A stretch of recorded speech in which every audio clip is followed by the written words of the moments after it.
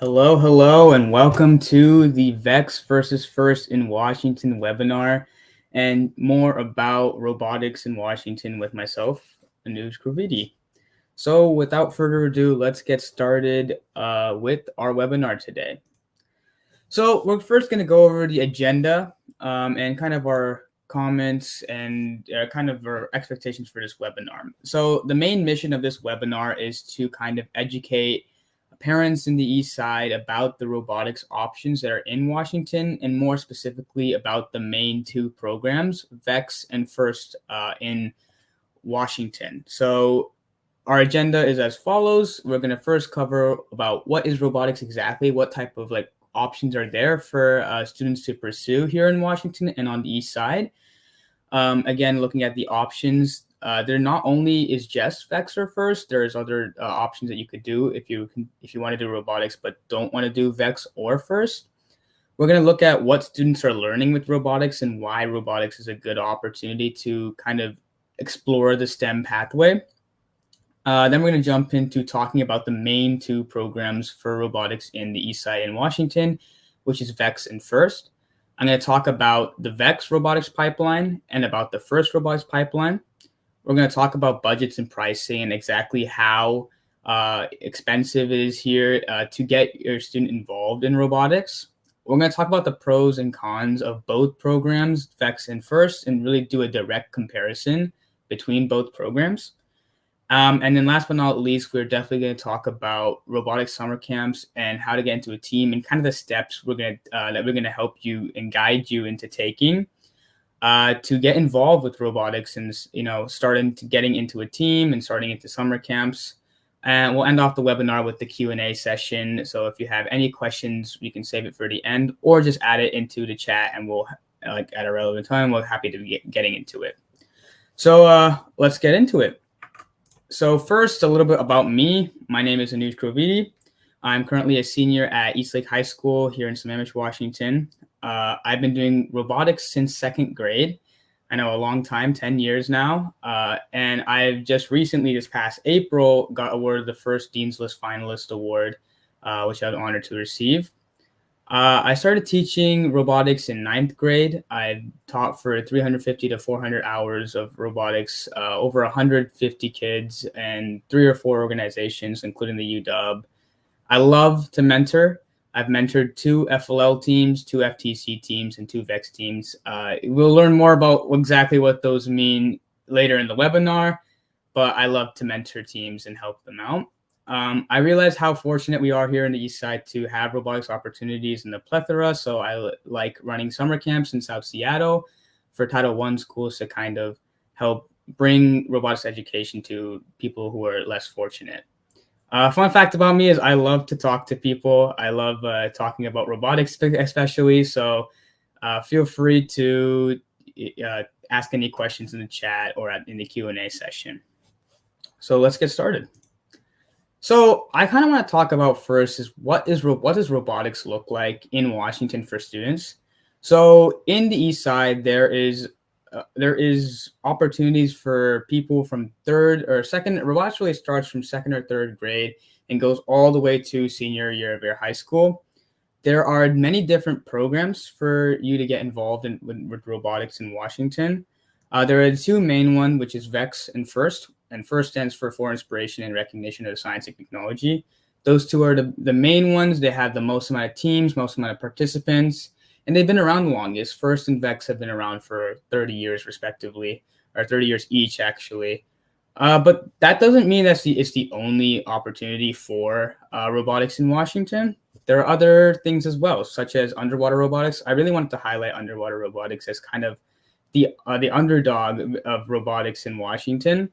There are very few teams for underwater robotics. It's basically you're tasked with building a submarine and you do submarine challenges underwater. However, the drawbacks for the program is it's really only offered at the high school level, and there are few teams in the area, probably in Seattle. I think the Seattle Academy of Arts and Sciences High School has a team. But it's still worth looking into if you think that's something your student will be very interested into. There's also unified robotics, which is for students with learning disabilities to kind of get into robotics so that they're not feeling left out. But in this webinar, we're going to talk about the mainstream programs, which is VEX and FIRST. So I like to talk to parents about what is being learned at each level for both programs. And I kind of split it up into 3 levels here. We have the elementary level, the middle school level, and the high school level. So again, like I said, robotics is offered from 2nd or 3rd grade all the way up to senior year. And you learn a lot of technical skills and non-technical skills throughout that process if you follow both pipelines. So in the elementary level, like if you're in 2nd or 3rd grade or 4th or 5th grade, you're going to learn basic Lego engineering, design processes. There's a heavy focus on, hey, here's a problem. Let's have the student break it down and find a solution and go through the entire engineering design process. But you also learn a lot about teamwork and non-technical skills, how to work in the team, how to do conflict resolution if one of your team. And both programs at the elementary level focus a little bit on that teamwork ability and the engineering design process. You also learn about Scratch programming at the programming level. It's pretty simple block coding at elementary level. You can go a little bit more complicated, but we'll talk more about that when it comes to the elementary programs for both programs. At the middle school level, you kind of kick it up a little bit. You learn about 3D printing. You do a bit more complex design processes, maybe touch a little bit of CAD, but not too complicated. But the teamwork element is still there. I know for certain at middle school level, I've seen many teams use Java and Python and start learning more complicated programming languages at a basic level. And at high school level, which is what I'm currently at, you start doing high core metal fabrication, CNC, CAD and CAM. And then the programming is more about Java, C++, and some algorithms for computer vision. It gets pretty complex at a high school level. But obviously, teamwork and non-technical skills are still there at every single level because that's what robotics is all about, working in a team. And that's pretty cool. So let's kind of get into a deeper dive into both of these programs. So this is the VEX robotics pipeline. Now I want to take a step back and talk about pipelines for a second. Basically, a pipeline doesn't have to be you don't have to, if you're a 4th or 5th grader, you don't have to follow this pipeline. A pipeline is basically what VEX Robotics, the company, is telling you to kind of follow this progression. It's more about these are programs that are offered in kind of sequential order, but you definitely do not need to follow each program's pipeline. So for example, if I had a 6th grader, I didn't need to do VEX Go before I did VEX IQ. Now, the 3 options you see here are actually specific competitions. So they're actually programs in itself. They're just tied to VEX Robotics as the parent company. So this is its own, competition. This is its own competition, and this is its own competition. So these are the 3 of the VEX Robotics pipeline. You have VEX Go, which is a competition, kind of an experience for 2nd to 4th graders. You have VEX IQ, which is kind of a competition for 4th to 8th graders. And you have VEX Robotics Competition, or VRC, which is for the high school 8th to 12th graders. So let's kind of jump into that pipeline. Before that, we actually have a question from the chat. I'll show over here. I think this is on the skills and what is being learned at each level. So these skills are not listed in order of importance. It's actually more what's being learned at each level and just kind of a list, so you kind of see what technical skills you're learning and what non-technical skills you're learning. I just think it's useful for parents, especially, to see, robotics has a good value towards experiencing STEM. And I think the reason robotics is so popular is because it really gives a hands-on approach to exciting the student about STEM. And that's exactly why I like robotics a lot. I know a lot of people just love the hands-on aspect of it. And these are some of the hard technical skills that you kind of gain from this experience. So I hope that answers your question. So let's go into this VEX Robotics pipeline. So we're going to start at the elementary level for VEX. This is VEX Go. I see another question over here. Actually, I'll answer that right now. So how is 3D printing used at the middle school level? I will talk about that on the middle school level for the VEX program, for example, and the FIRST program. So I will get to that question when I talk about the middle school level. But first, let me talk about elementary level for VEX Go. So the VEX Go program, it's less about the competition aspect and more about how I'm experiencing robotics. is mostly geared for second to third and fourth graders. But I would kind of suggest that second and third grade range. And it's really, really good. I love this program for gauging interest in robotics. So if you have a second or third grader, and you're not unsure about if that student will like robotics or not, I really like the VEX Go program for that. The first program has its own program for that, but we'll get into that later.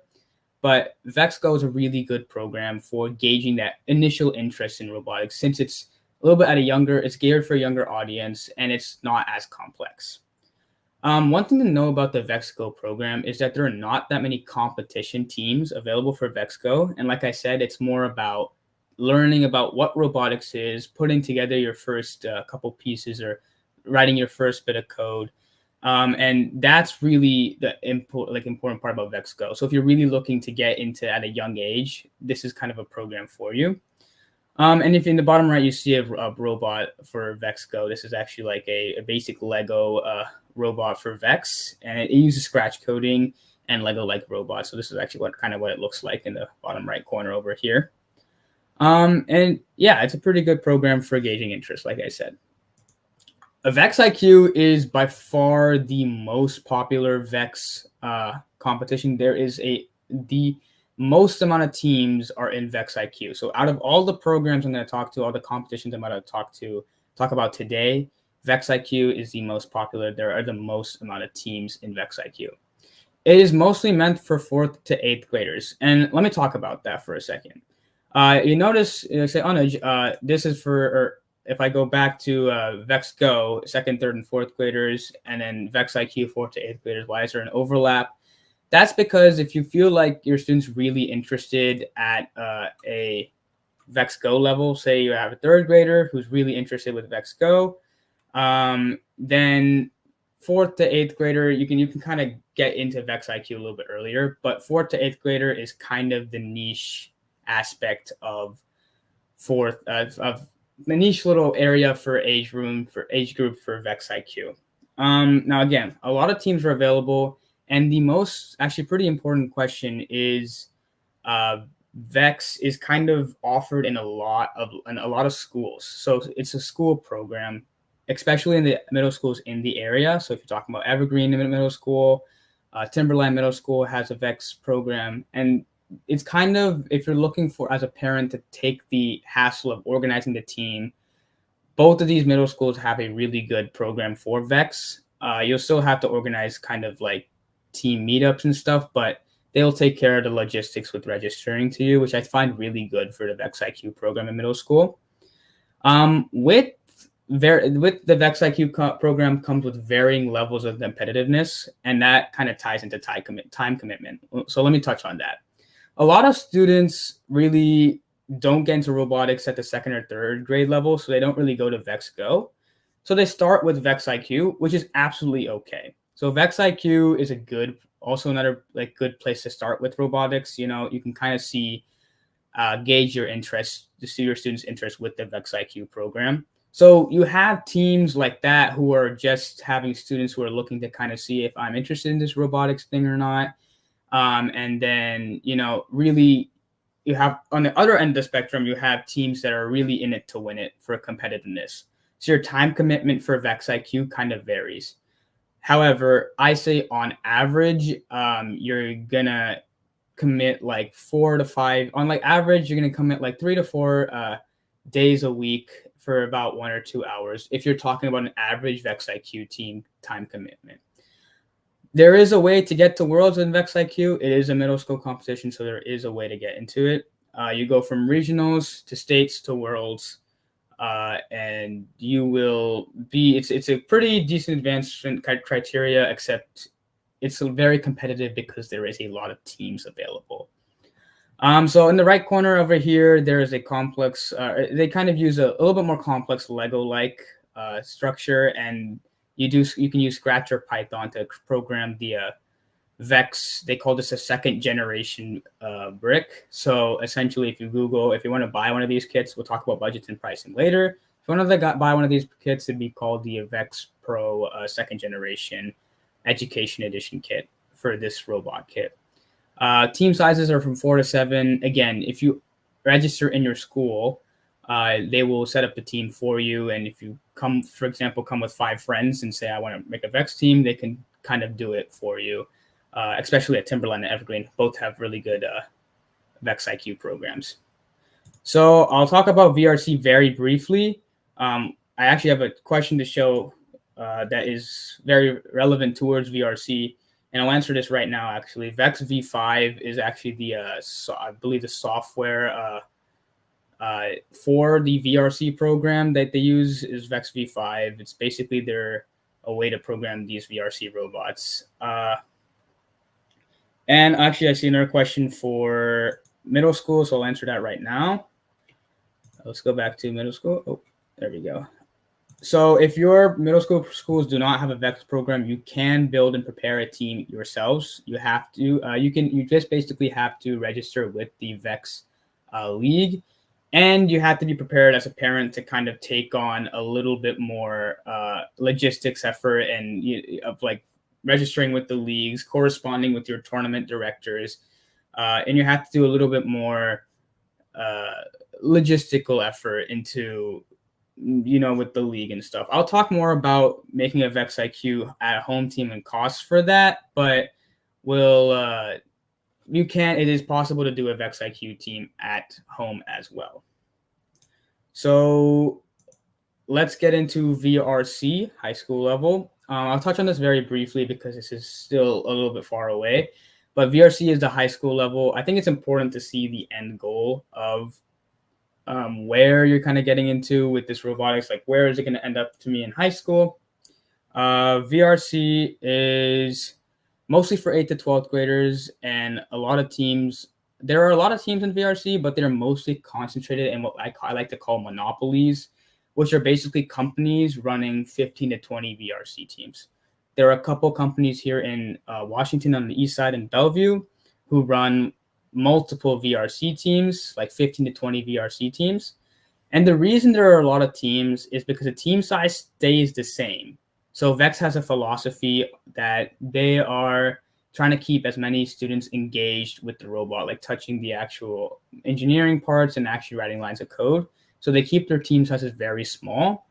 However, with the interest, obviously, there's a lot of teams if the team size is 4 to 6. So that's why they're concentrated in these little companies. And we'll talk more about that if there's interest. But important thing to know is that everyone is there to win. The time commitment at a high school level for both VEX and FIRST, a lot. Everybody is there to win. So I think it's going to be like 5 to 6 days a week, at least 3 to 4 hours if you're on a competitive team, which you probably will be because it's a high school level.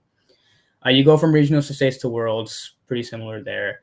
There's manufacturing, and the differences, actually, this is a good question right here, is high school a bit more complex than middle school? Absolutely. For VEX, we'll talk more about the differences between the VEX and the FIRST program, but for VEX, the manufacturing gets a little bit more complicated. As you see, there's metal compared to the plastic Lego bricks, and you can do complex gear ratios here and CADs there, but really what I like about the VEX program at the VRC level is the programming takes a really, really sharp turn upwards in the type of complexity. You can see that's a camera actually. So they can do computer vision, they do Java, C++, and they have a lot of time to kind of optimize their programs. So at the VRC level, at the high school level, there's a lot of different things they can do with complexity and programming. So that is VRC at the high school level.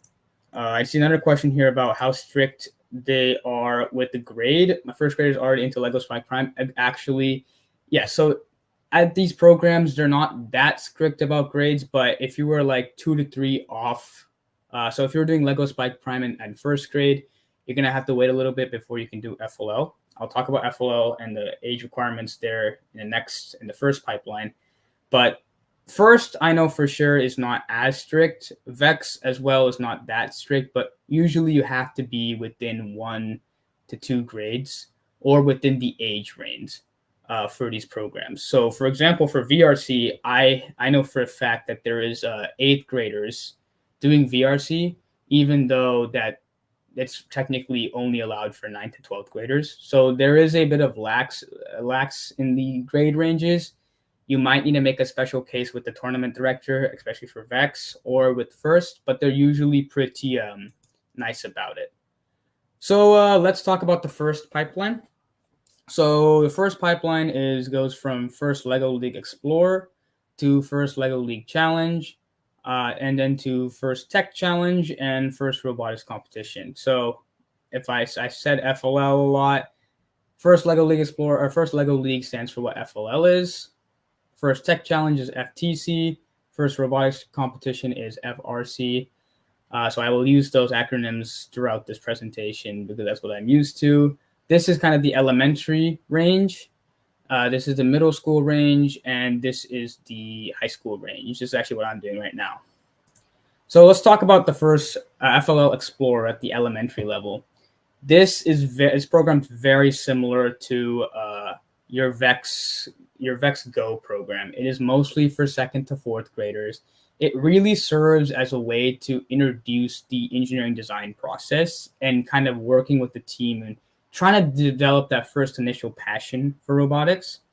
And again, like the VEX Go program, it's very good for gauging interest in robotics. If you're already working with robots, you might find it beneficial. If your student's already working with robots, you might find it beneficial to skip the FLL Explorer program or the VEX Go program, and the VEX Go program, whichever one you choose. Because if your student is already working with Spike Prime or already working with VEX IQ at an elementary level at the 2nd or 3rd grade, you would find it beneficial to skip FLL Explorer or VEX Go, whichever program you're in right now. But that doesn't mean if you're in 2nd or 3rd grade, you can still do these programs to kind of gauge the experience. Again, for the FLL Explorer program specifically, it focuses on teamwork and the engineering design process. So there's actually very little technical skill you learn in the FLL Explorer program, and so in the VEX Go program, but you learn more about how to take a problem and, think of a solution. And actually in the FLL Explorer program, you are asked to think of a real life engineering program or engineering problem and think of a solution. You're going to present it like in a science fair type style. So for example, when I was in 2nd grade and some of the teams I mentored, our team actually made a poster board about roadkill and how to solve roadkill as a problem. And that was actually 60 to 70% of our experience in robotics in FLL Explorer. And it kind of excited us about robotics in the engineering world outside of just robotics.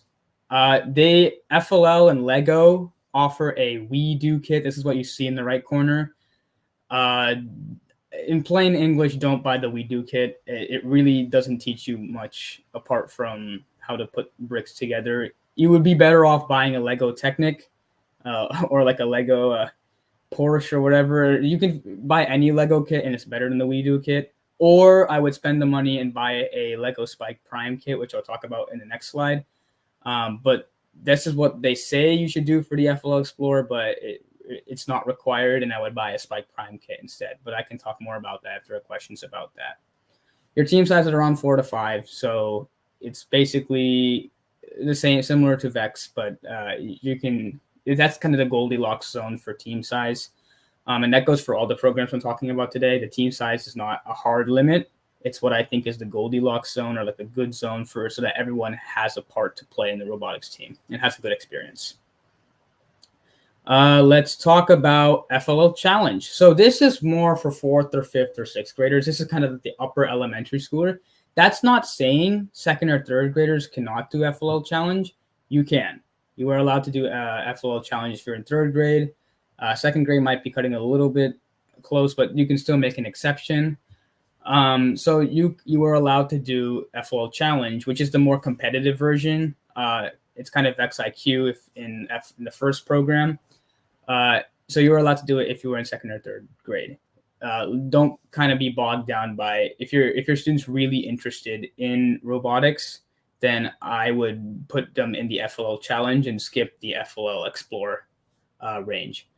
There are lots of teams in the FLL Challenge elementary level kind of first program. Out of all of the first programs, so first only, FLL Challenge has the most amount of teams actually in it and the most amount of participants. So Again, though, it's not completely robotics related. There is 50% non-tech skills and 50% robot skills. So what I mean by that is if you're talking about your advancement criteria or like how well your team does, 50% of it will be judged upon how well one of your robots perform, and 50% of it will be about how well you present your impact project. Because like FLL Explorer, FLL Challenge students will also be given a impact project where they'll be asked to find a real world problem and then kind of come up with a science fair poster board solution and present it to the judges. So it's around 50-50 with exactly how those get judged.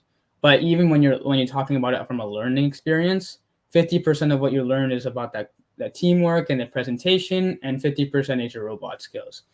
Because they kind of soup it up with the Lego robots, they kind of make it a little bit more complicated. This is actually on the right here, you see a Lego EV3. A Lego EV3 is actually 15 years old, 10 to 15 years old. I used it when I was in second grade, and that was like a decade ago. And they just recently upgraded to the Spike Prime kit. This is the Lego Spike Prime in the bottom right. If you're looking to buy a Lego kit for FLL Challenge or just getting into robotics, Spike Prime is the way to go. Especially, that doesn't mean you can't compete with this EV3. Like, for example, if you had an older child and they use EV3 and you still have the kit, you can still compete with this, especially, or at least for this season. But they are slowly phasing out of this generation of robots into Lego Spike Prime now. So I would buy a Lego Spike Prime kit, and we'll go more into how much each of these kits cost into the budget section, but this is the way to go for FLL Challenge now. Now, when I talk about time commitment, it's very similar to how the time commitment is perceived in the VEX IQ.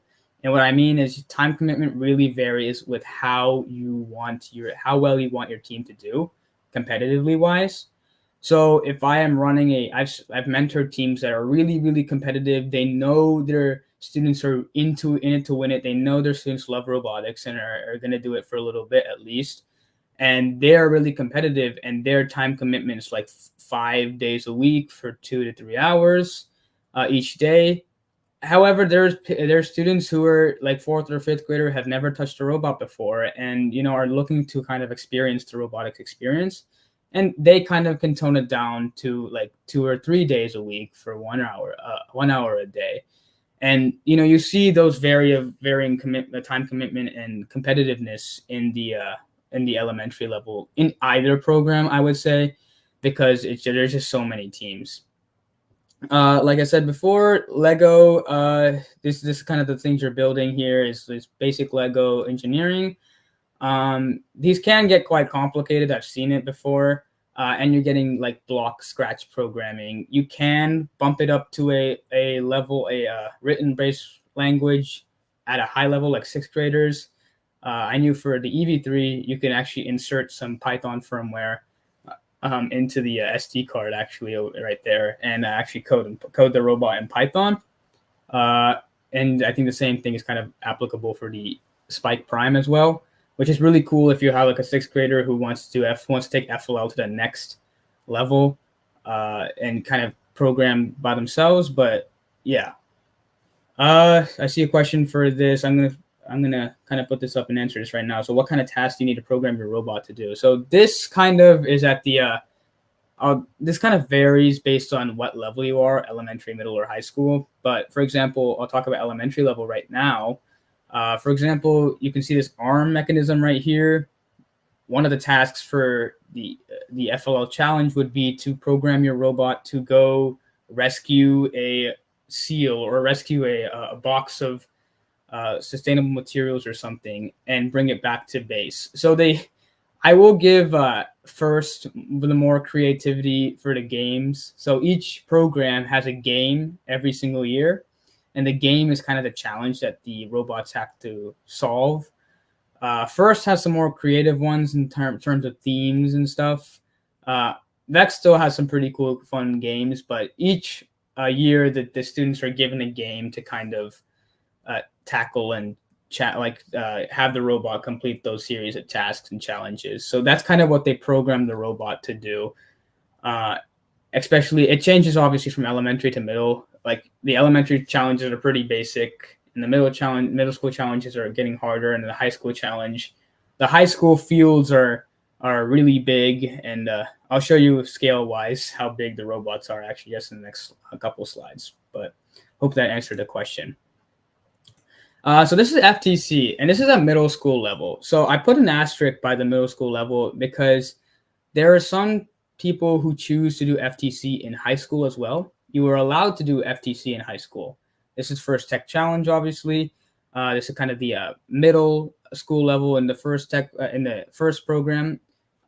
You are allowed to do FTC in high school because First realizes that the next program, which is actually FRC, the high school thing that I'm doing, is quite expensive for some areas. So FTC is kind of like the little brother of FRC in per se. In the time of, like complexity is there for FTC, but it's kind of just less expensive. So FTC is actually unique to the first program. There is nothing like FTC at VEX in the VEX program. And that's kind of what makes First a little bit stand out and special, is it has this FTC program. Especially, I recommend it for 7th and 8th graders because it's so beneficial into learning the hard technical skills. So you could do 3D printing. You learn 3D printing and metal fabrication. So if you look at the robot on the right over here, you can kind of see that part over here was definitely cut on the CNC. They have a 3D printed gripper in the back over there. So the students have to design and 3D print that. They have to kind of learn how to, use a CNC and cut those metal parts out. And it's really cool and beneficial to learn the technical skills at that level. It's really cool to learn it at a middle school level.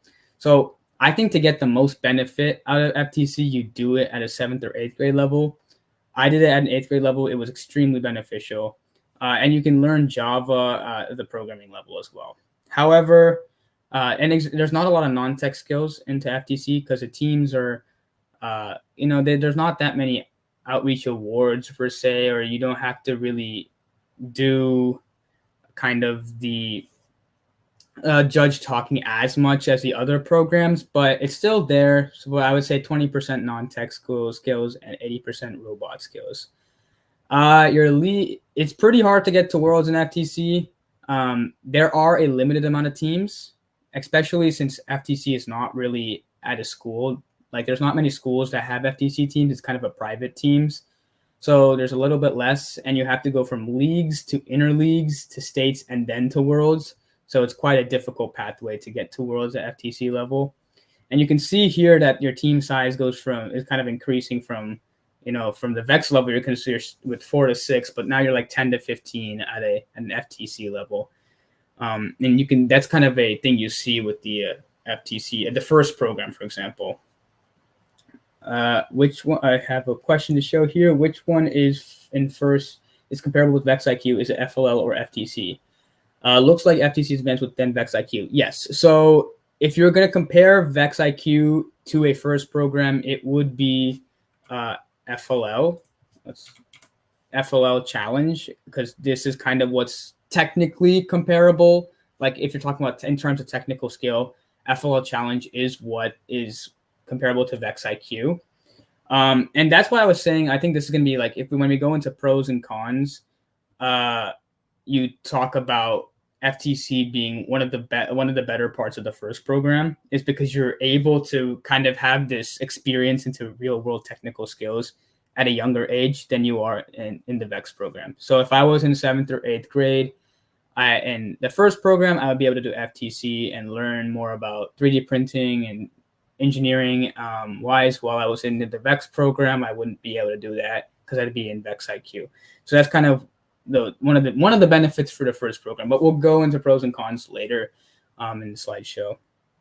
Okay, and then that's FTC at the middle school level, or middle school with the asterisk, because there are some high schoolers who do FTC, and that's what actually makes it a little bit more competitive. This is FRC, so high school. I'll kind of go over it in a brief level. FRC is for 9th to 12th graders. Again, that doesn't mean you're 8th grade. We're pretty strict at the FRC level. Only 8th graders, like rising 9th graders, kind of going into like 8th grade second semester, kids can really do FRC. This is actually one of the program. This is the only competition level that they're actually pretty strict about it. I remember one of the questions was asking how strict they are about it, but they're pretty strict at the high school level. I think because the robots get really big. So this is actually a picture of yours truly holding the robot. This was last year's robot, and I just wanted to include this picture because I wanted to show the scale of how big these FRC robots are. That is me. I'm 5'8", and this robot is basically almost taller than me.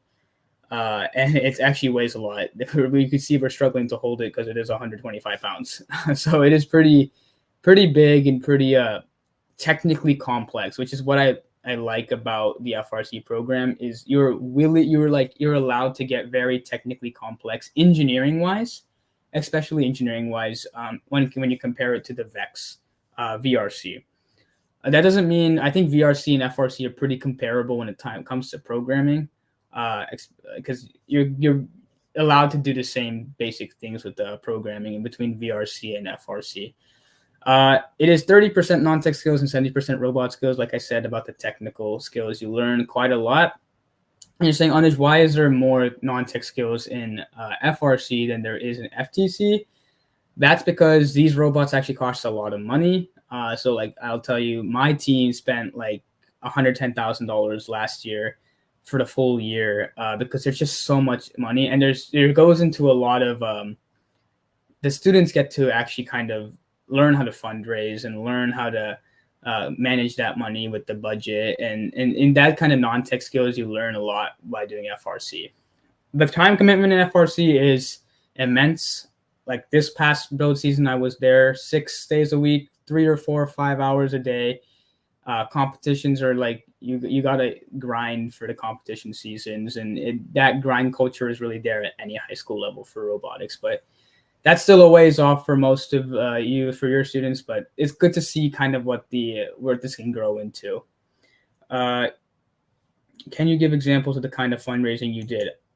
Yes, I can. So basically, I'll talk more about budgets and why actually FRC is one of the cheaper ways to cheaper high school programs. But for example, I'd get sponsorships from Apple and Microsoft, and if you do a kind of you go like to your community and kind of reach out to your community, and you can actually get a lot of money from that. So there's also matching hours. So if you like Microsoft and Spotify and other companies offer matching hours. So some of my mentors are actually a part of our matching hours programs, and we get a decent bit of money from that. So that's kind of fundraising we do at the high school level.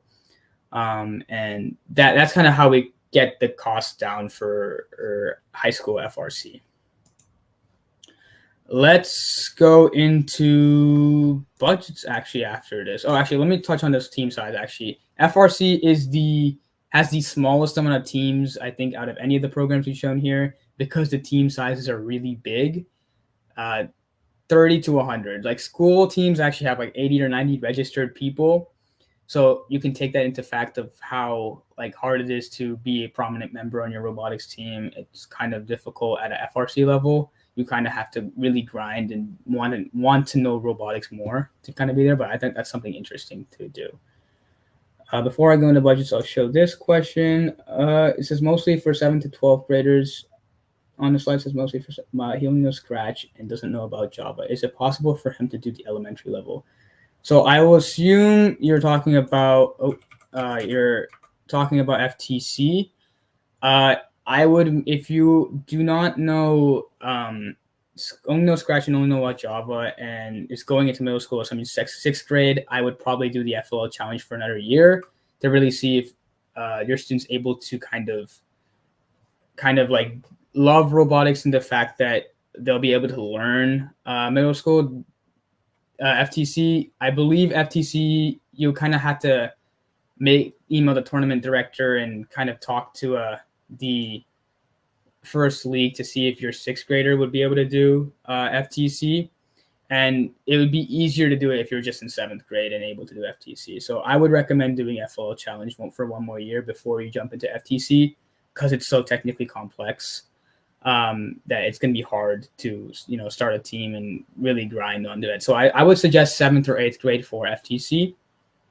And 6th grade, I would still stick with FLL Challenge. So I hope that answers your question. So let's talk about budgets for a quick second for both programs. So VEX budgets, the cost of the kits. So at the elementary and middle school level, they use robot kits. And even at VRC, they kind of use a kit of parts is what they call it. But to buy a robot kit for VEX, the VEX Go kit is relatively inexpensive compared to the other options that are on this I'm going to show you. It's $209, and you want to make sure when you're buying these kits, if you're interested in buying them, you buy the education version, because if you buy the play version, then you're gonna get a little bit less parts and not as much benefit when it comes to learning. So you want to Google like VEX IQ robotics kit education edition or education kit, and that's how you get the price of the VEX IQ kit, which I was showing you for the elementary middle kind of level, is $469. So for the person who asked about how can I start a home team, for VEX IQ, so if your school doesn't offer it, you'd have to purchase a VEX IQ kit by yourselves. You'd have to purchase a VEX IQ board and the competition materials by yourself. You'd have to reach out and register your team with the tournament directors by yourself. So that kind of effort really goes into running a home team for VEX IQ. So actually, we can go into cost of programs. What I love about the VEX IQ program is that your school team, if you have or in Timberline or in Evergreen, especially in this area, you don't have to pay as much to get into robotics. So I believe for Timberline and Evergreen, at least, you only have to charge $100 to $200 to really get into it. And they give you the kit and they give you the competition. They register for the tournaments. And for you, they pay for that, and they give you the boards and the scrimmages and the network to talk to other teams, which is why I love the VEX IQ school teams. Absolutely love that as a way to get into robotics inexpensively if you're looking for that. If you wanted to run a home team, it'd be pretty much more expensive, $500 to $1,000 for a VEX IQ home team. For VRC, it really gets way more expensive, and that's kind of why I have this arrow over here. VEX is pretty infamous for starting at a pretty low price point and then getting pretty more expensive when it comes to high school levels of VRC. So yeah, for VRC, you pretty much have to register in a program team for 2,000. Like it's pretty expensive to do it by yourself as a private team. You'd have to get the kit of parts. You'd have to you have to get the field yourself. You have to register yourself. So it's pretty expensive to do VRC as a private team. Obviously, if you know a private team that's willing to take you in as a member, that's a different aspect. Then you have to pay a little bit less. But most people I know in the Eastside are a part of a program team, which is run by a company, a for-profit company that you basically pay them around this price range, $2,300 to $3,300. And they will do pretty much everything for you. It's kind of you pay the money and you just have the student go learn and compete type deal. So you kind of go hands off with the program teams at the VRC level, especially. But it is quite expensive at the VRC level. And FIRST is actually kind of the opposite. FIRST starts pretty expensive, but then gets pretty low, less expensive at the high school level. So cost of kits, the Spike Prime kit is $400 USD, and then I didn't include the WeDo kit because I just don't like it at all. But the WeDo kit is around $250 for WeDo, and EV3 I have $999 for that with an asterisk because it is kind of actually discontinued by Lego, so that's why it's really expensive. But even for a cost of programs at FLL, there are not that many school teams for FLL. I know Inglewood does have a FLL team, but in general, most schools have a VEX team instead of an FLL team. So if you are running an FLL team, you will most likely have to run it at home. And that's going to take about $500,000. So there's no easy, inexpensive option out of FLL. Unless your school does have an FLL program, then I would recommend going with that. But most of the times, you're going to be asked to kind of run your own home team program for FLL, which is possible. It's just going to take a little bit more parent involvement and effort. I see a question over here about how do middle schoolers start on Java. So that's a good question. I would try and learn Java beforehand before you start joining like an FTC team. I think FTC is the only program that I've talked about that will require you to utilize Java for robotics. They can use a resource. I think my favorite resource was W3 Schools. If you use W3 Schools to learn Java, and even if you just basically you learn basic Java and enroll in FTC or do an FTC, I think you learn a lot, and you'll learn a lot through doing FTC that your Java will be pretty solidified by the end of doing FTC. But apart from FTC, no other program requires you to know Java to participate. So you take that as you will, but basically FTC is the only way you'll be using Java effectively at a middle school level. Obviously, in a high school level, you're going to have to use Java pretty much wherever you go for robotics. But there are some resources online for that, and I suggest W3 Schools. And especially if you're learning Java and you just learn the basics, I highly recommend, if you know the basics, to do FTC. The community there is very helpful. They will, if you ask any programming questions, they will be obligated to help you. So that's pretty cool. Hope that answers your question. So yeah, let's talk about budgets for FIRST. Your cost of programs as an FTC gets actually more expensive. Like I said, some high schools offer FTC as a program, but not that many in this area. There was a lot of private teams in this area. There are not that many high school teams that offer FTC. I think there's like maybe one or two. So if you're running a private or home team, it'd be around 1.5 to 2K. Obviously, it depends. The big thing about budgets I'm going to talk about between these two slides, it depends upon how competitive you actually want to be. So if you really wanted to be competitive, obviously, if you spend more money and get more resources, you have a higher chance of doing well than a person who spends less money and gets less resources. So take this information with a grain of salt when it comes to budget. These are just rough numbers. What I do like about FRC is that most of the FRC programs are school teams. There are not that many private teams for FRC because it takes a lot of resources to run. So school teams usually are only allowed to charge $150 to $500 for membership fees for FRC, and school FRC teams rely on like their PTSA funding, or like I said before, fundraising through sponsorships and grants, which is actually pretty cool. So that's budgets for both the programs. And now we're going to kind of jump into pros and cons of both programs. So let's talk about the VEX pros. What I love about VEX is that there is standardized parts throughout all three levels, so elementary, middle, and high school VRC. So even at the middle school level, for example, they're using the standardized kit of parts. You might be wondering, at the middle school level, doesn't the FIRST program also use standardized kit of parts of Spike Prime? Yes, it does. But after Spike Prime, after that elementary level kind of, into FTC and FRC, you can use whatever parts you want, and it kind of makes it an unlevel playing field. But I'll talk about that in the first cons. But VEX it requires you to use the same kit of parts as everybody else is doing, and it really makes it forces innovation and levels the playing field, which I absolutely love.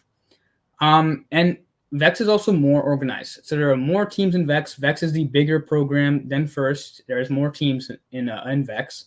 It's also in more schools. And like I said before, schools bring a whole level of organization in the fact that they will take care of registration.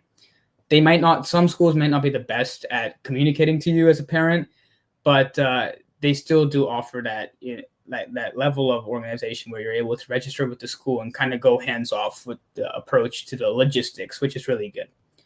VEX at a lower level focuses less on non-tech and more focus on tech. So VEX doesn't require you to do like a full poster board impact project like FIRST does. You can see this as a pro or a con, because the VEX kind of leaves that aside and does more focus on the engineering, like the actual robot and the programming and the engineering that goes into that, than it does at the elementary, than the FIRST at the elementary level.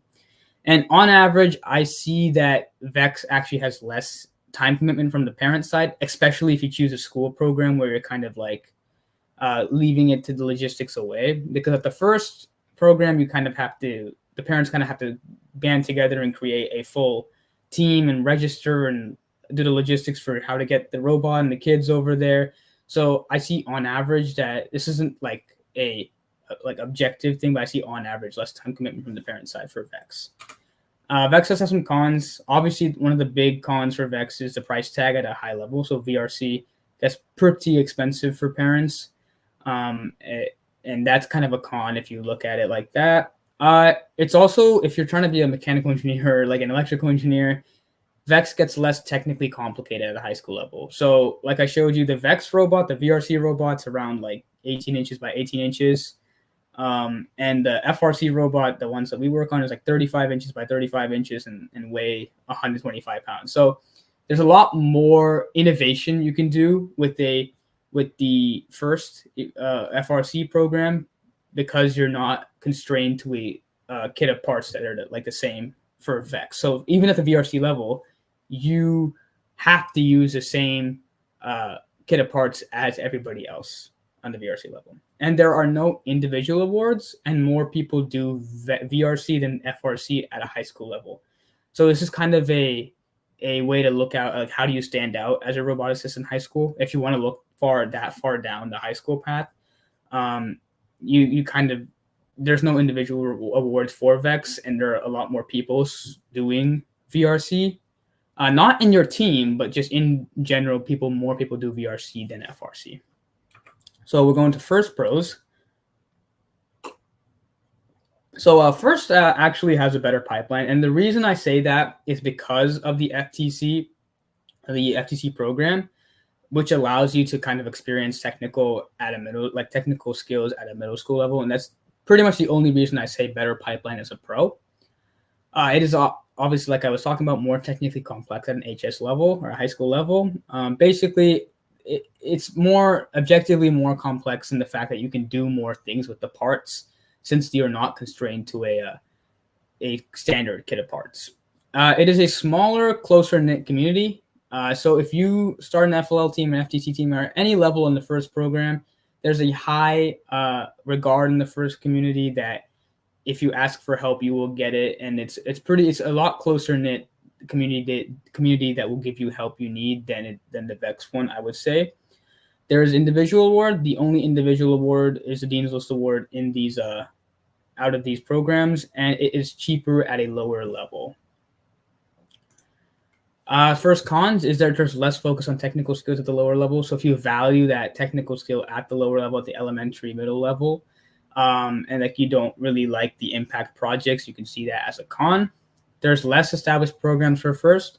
So especially at the lower level, there's a lot of parent involvement. And if you feel like the time commitment is a big thing for you, that is definitely a con for FIRST. You're expected to put in a decent amount of work for FIRST, especially at a level like that, at the lower level. And the unlevel playing field, like I was talking before, especially at the FTC and FRC level, since you aren't using a standardized kit of parts, there are teams that have been around for 20 years and really know exactly what to use, and they'll have some really expensive CNCs or really complicated or like really high level mentors that they can leverage, and that kind of creates an unlevel playing field for FRC and FTC especially, and that you can see that as a con for FIRST.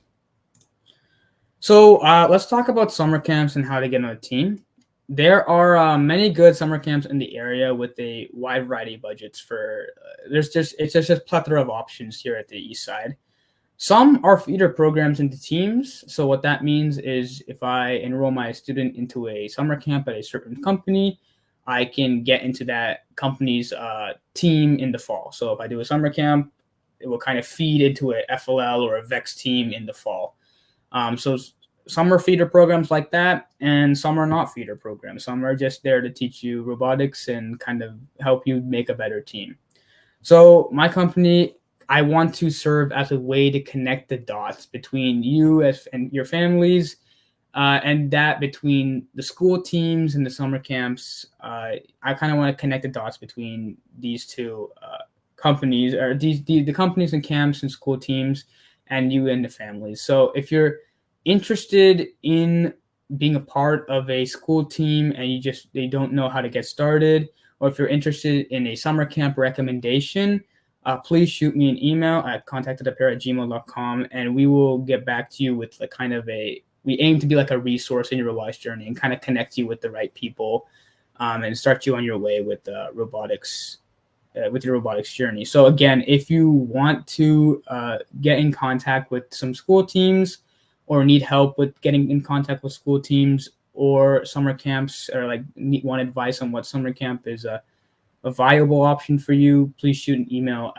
to contact.appair@gmail.com. So that kind of does it for the webinar. Actually, exactly an hour there. But if you have any questions, please try and drop them in the chat. And I'll try and go back through the chat and see if I can actually find any questions I didn't really touch on. But yeah, so I'll give it a minute to drop any questions in the chat. This is a funny question. Well, curious, what are you hoping to major in for college? I'm actually wanted to major in mechanical engineering and minor in CS. I kind of want to do both in college, and that's I kind of tie it back to robotics. I liked doing both in robotics, so that's kind of what I wanted to do. How is 3D printing used in middle school, VEX IQ, and when these competitions, and when should we start? Okay, I'll start these one by one. How is 3D printing used in middle school VEX IQ? So in VEX IQ, you cannot use 3D printing. You're not allowed to, because, again, you have to use a standardized kit of parts for VEX IQ, which is kind of it is what it is, but it levels the playing field. But in the first pipeline in FTC, you are able to use 3D printing into and actually fabricate your own kind of grippers and arms. And actually, on this robot right here, you can kind of see in the back there, they have a custom 3D printed element that they use to grab the game piece and then lift it up in the air. So you can learn 3D printing at FTC, the technical side, and right over here, and you learn metal fabrication as well. When these competitions happen. So basically, these competitions really vary on what program you're a part of. So I know VEX actually does it in a funny way where they release, it's kind of a full year activity. Most of the competitions are in the spring, and with Worlds culminating in May. And actually at Worlds, when you're competing with the current game, the current challenge, they actually, at the end of the Worlds event, they launch the game for the next year. So it's a continuous year on year process. I know the first program, so FLL, FTC, and FRC kind of kick off, at least at the elementary level. FLL kicks off in August. So actually I think the FLL kickoff is in 2 weeks. First Tech Challenge kicks off in September, and FRC kicks off in January. And they all culminate together and end in the World Championships in April. FLL's interleagues and leagues are in December, and FTC is in January, and FRC regional competitions are in March. So that's kind of when these competitions happen. And when should we start? So I think the reason I'm hosting this webinar right now is I think summer is the perfect time to start. It's exactly like the time where you should, start getting involved with teams and, looking for places to, looking for summer camps or looking for some school teams to get involved. Most VEX teams start in September when it comes to school teams or at the VEX IQ level. And most first FLL and FTC teams start in September as well, when the school year starts. If you're FRC, then you kind of start in September because they need to train you as well. But you can join December, and you'll still get on that team.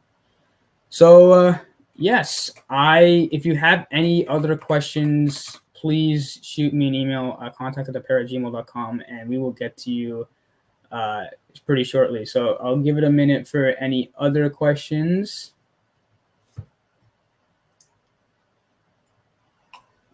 Yeah, and there is also plans for more webinars in the future. If you have any things you guys want me to talk about in the robotics pathways, I'm thinking about talking about when you're on a VEX team, like what are some things you can do for judges interviews, or the engineering design process and looking at a game and talking about those things like a webinar.